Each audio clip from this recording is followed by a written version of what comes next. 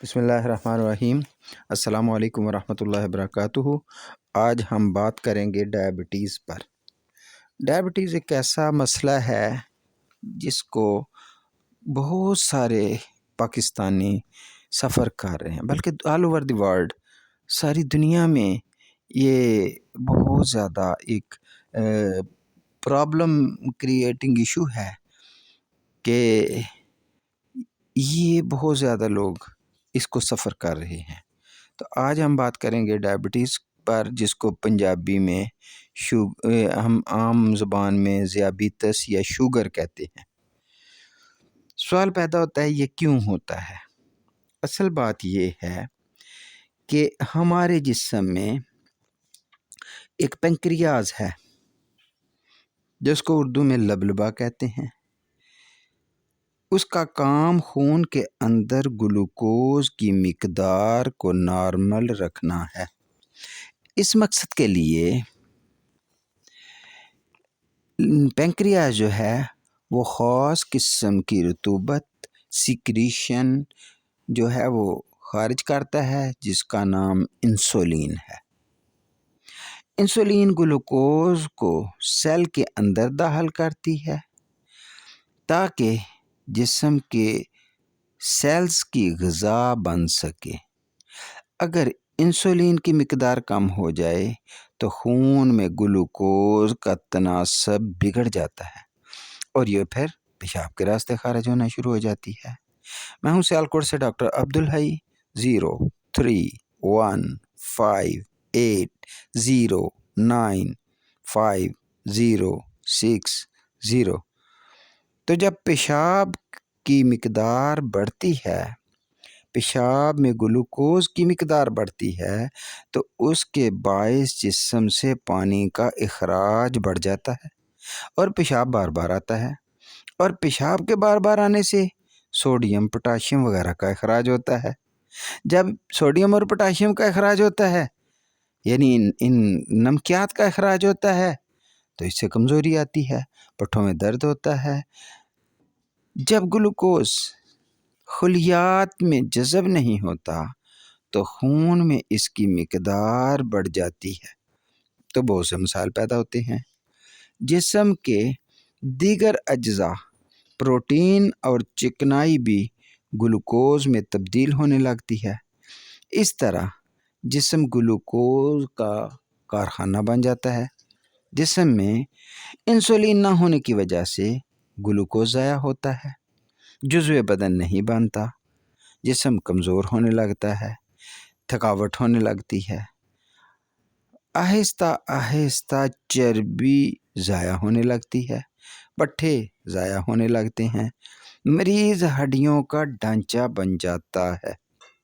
یہ پیچیدگیاں اس قدر بڑھ جاتی ہیں کہ بعض اوقات گردے فیل ہو جاتے ہیں اور بالآخر موت کے منہ میں آدمی چلا جاتا ہے۔ اس کی جو وجوہات ہیں، یعنی ایٹیالوجی ہے، وہ بہت سی ہیں وجوہات۔ مثلاً خاندانی بیماری کے طور پر کہ جب نسل در نسل یہ منتقل ہو رہی ہے، کسی وائرس کے حملہ سے ڈائبٹیز ہو سکتی ہے، ادویات کے غلط استعمال سے ڈائبٹیز ہو سکتی ہے، جسم کے اندر آنے والی تبدیلیاں اس کا باعث بن سکتی ہیں۔ اس کے علاوہ نامعلوم وجوہات سے بھی ڈائبٹیز ہو سکتی ہے۔ اب اس کی سمٹم کیا ہے؟ تو ڈائبٹیز کی جو سمٹمز ہیں وہ یہ ہو سکتی ہیں کہ مریض کو پیاس زیادہ لگتی ہے، مریض کو پیشاب بار بار آتا ہے، مریض کی بھوک بڑھ جاتی ہے، مریض کا جسم کمزور ہوتا جاتا ہے۔ ویسے بھی جب اچانک کوئی مریض کی صحت ڈاؤن ہونے لگے تو ڈاکٹر کا ہمیشہ دو بیماریوں کی طرف دھیان جاتا ہے۔ کیا اس کو ٹی بی تو نہیں؟ کیا اس کو شوگر تو نہیں؟ تو کچھ نہ کچھ سامنے آ جاتا ہے۔ ڈائبٹیز کے مریض کے جسم میں دردیں ہونے لگتی ہیں۔ ڈائبٹیز کی وجہ سے مریض کا وزن کم ہونا شروع ہو جاتا ہے۔ اور بھی بہت سارے مسائل پیدا ہوتے ہیں۔ زیادہ پیاس سے زیادہ پانی پیا جاتا ہے اور پیشاب کی مقدار مزید بڑھ جاتی ہے۔ خون میں موجود گلوکوز کے مالیکیول پانی زیادہ خارج ہونے کا باعث بنتے ہیں۔ جسم میں گلوکوز جذب نہیں ہوتا، ضائع ہوتا ہے۔ اس وجہ سے بھوک زیادہ لگتی ہے اور کمزوری، تھکاوٹ اور دردیں ہوتی ہیں۔ ڈائبٹیز کو عام طور پر 2 طریقوں سے چیک کیا جاتا ہے۔ یا تو پیشاب کا ٹیسٹ کر کے، یعنی پیشاب میں گلوکوز کی مقدار معلوم کر لی جاتی ہے، یا پھر خون میں گلوکوز کی مقدار معلوم کر لی جاتی ہے۔ اب ڈائبٹیز کی اقسام ہیں۔ ان میں ڈائبٹیز کی ٹائپ 1 ہے، ٹائپ 2 ہے، پریگنینسی کی ہے۔ تو ٹائپ 1 میں یہ ڈائبٹیز کی وہ قسم ہے جس میں پینکریاز بالکل کام نہیں کرتا۔ اس کا علاج صرف انسولین سے کیا جا سکتا ہے۔ اس طرح کی ڈائبٹیز عام طور پر 40 سال سے کم افراد یا بچوں میں ہوتی ہے۔ اس میں ڈائبٹیز کی علامات تیزی سے ظاہر ہوتی ہیں۔ ٹائپ 2 ڈائبٹیز کی ٹائپ 2 جو ہے، یہ وہ قسم ہے جس میں پینکریاز انسولین بناتا ہے، یعنی لبلبا جو ہے وہ انسولین بناتا ہے لیکن کم مقدار میں بناتا ہے، اور وہ انسولین جسم کی ضروریات کو پورا نہیں کرتی۔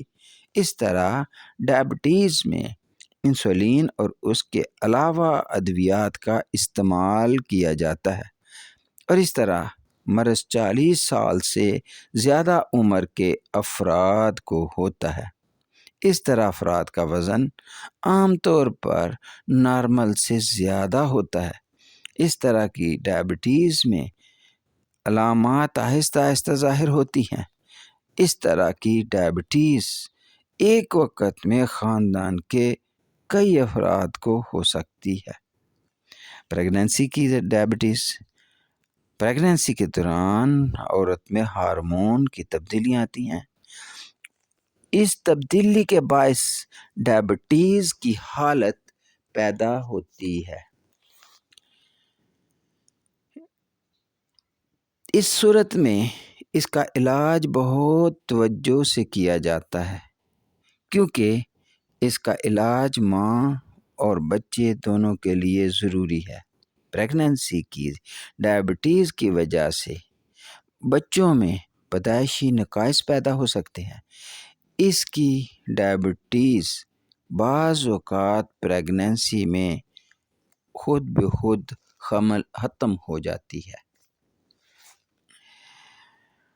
ڈائبٹیز کو اب کنٹرول کیسے کیا جائے؟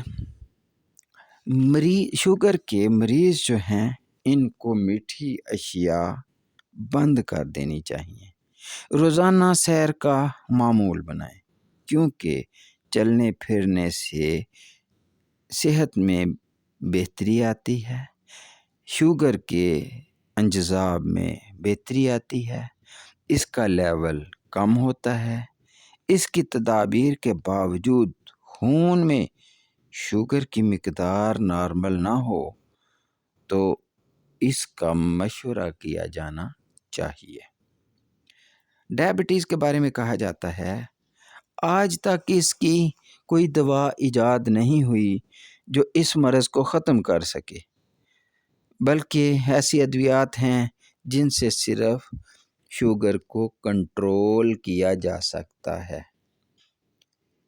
آپ کوئی بھی طریقہ اپنائیں، لیکن یہ بات ہمیشہ مد نظر رہے کہ شوگر آؤٹ آف کنٹرول نہیں ہونی چاہیے۔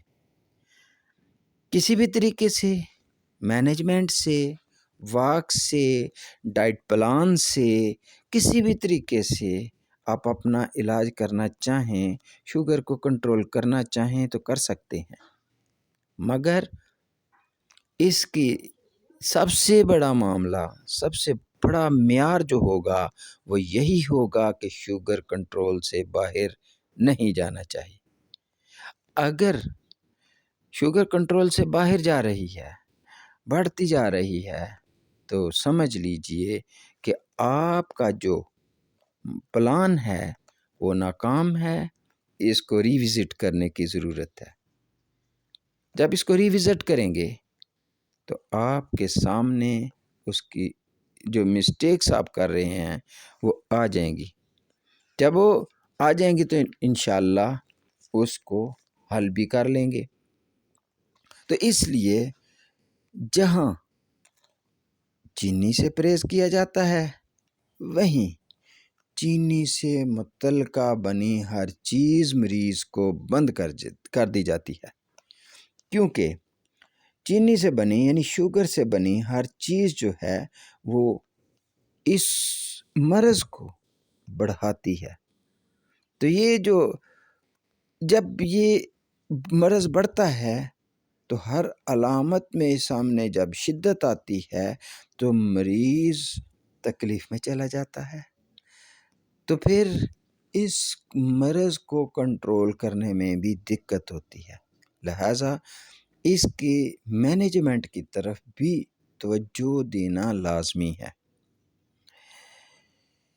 تو ہم اس پر بات کر رہے ہیں کہ مریض کا جو کھانے کا پلان ہے اس میں سے بہت زیادہ اگر مریض کا دل کر رہا ہے، مریض کو میٹھے کو تڑپ رہا ہے، تو اس وقت دینا چاہیے جب اس کی شوگر کنٹرول میں ہو۔ اور شوگر کے مریض کو ایک وقت میں کم مقدار کھانا لینا چاہیے، دن میں 3 کی بجائے 5-6 مرتبہ اس کو غذا لینی چاہیے۔ اور اس میں جو خوراک اس کے لیے مفید ہو سکتی ہے وہ ساگ ہو سکتا ہے، وہ پالک ہو سکتی ہے، مولی ہو سکتی ہے، میتھی ہو سکتی ہے، کھیرا ہو سکتا ہے، گھیا ہو سکتا ہے، ٹنڈے ہو سکتے ہیں، بھنڈی ہو سکتی ہے، کریلے ہو سکتے ہیں، پیاز ہو سکتا ہے، چقندر ہو سکتا ہے، پھول گوبھی ہو سکتی ہے، لوکی ہو سکتی ہے، بینگن ہو سکتا ہے، جامن ہو سکتا ہے، چکوترا ہو سکتا ہے، مچھلی کا گوشت ہو سکتا ہے، پرندوں کا گوشت ہو سکتا ہے، وغیرہ وغیرہ۔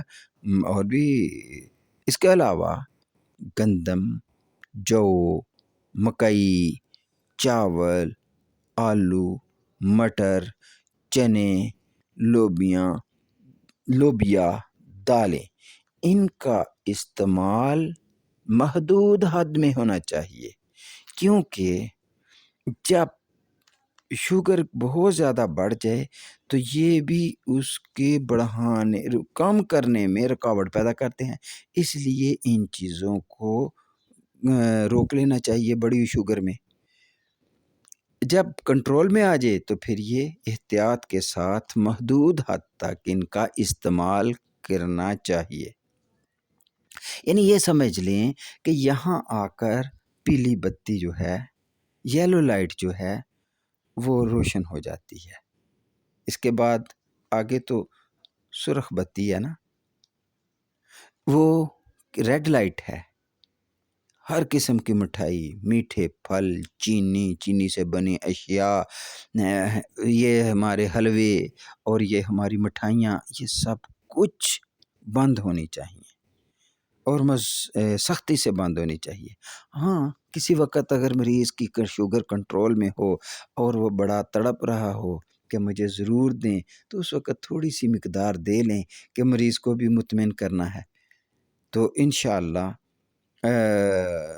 پھر اس کی شوگر جو ہے کنٹرول میں رہے گی۔ یہ جو اس کے ٹیسٹس ہیں شوگر کے، اس کے لیے ہم نے اس کے وقت بھی ہیں۔ تو میرا خیال it's enough for today. Next lecture میں ہم ریمیننگ ٹاپک کو ڈسکس کریں گے انشاءاللہ۔ یہ جو ہم سے آپ سے درخواست کر رہے ہیں، یہ کہہ رہے ہیں کہ آپ ہمارے چینل کو سبسکرائب کر لیں، لائک کر لیں اور شیئر کریں تاکہ علم دوسروں تک پہنچانے کا ذریعہ بنے، اور ہمیں کومنٹ سیکشن میں آ کر اپنے قیمتی رائے سے ضرور آگاہ کریں تاکہ ہم آپ کے معیار کو پہنچ سکیں، بہتر معیار میں آپ کو ویڈیو مہیا کر سکیں۔ جزاک اللہ خیر۔ السلام علیکم ورحمۃ اللہ وبرکاتہ۔